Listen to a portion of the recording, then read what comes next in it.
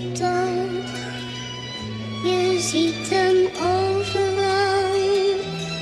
Op de hoeken van de straten, eenzaam en verlaten. Inaadik ko yung musika, inaral na maigi para sulat umubra. Hindi na to basta puro salita. Nagkukulong sa kwarto para gumawa ng mga panibago na katha.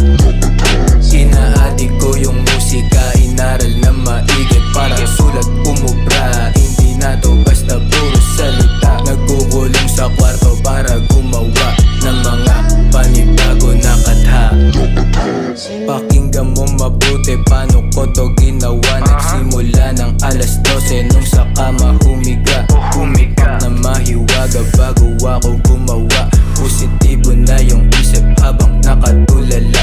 Naghanap na ako ng beat na babalagbag talaga. Pinakinggan ko lang mabuti para aking makapa. Nilagay ko na sa notes mga napiling salita.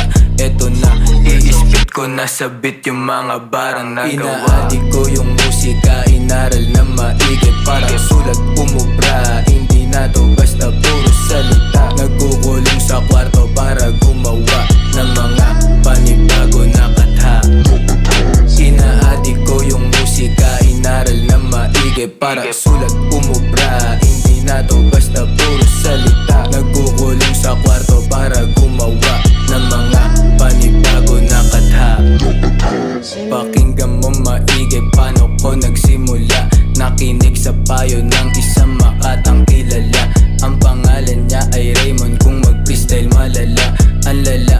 Ako'y napaisip na lang din bigla. Tinanong ko ang sarili, paano niya yun nagawa? Nagrarap na din ako, di magsasawa gumawa. Wala na ko pake sa manghihila pababa. Auto-focus na sa rap, yun na ang mahalaga.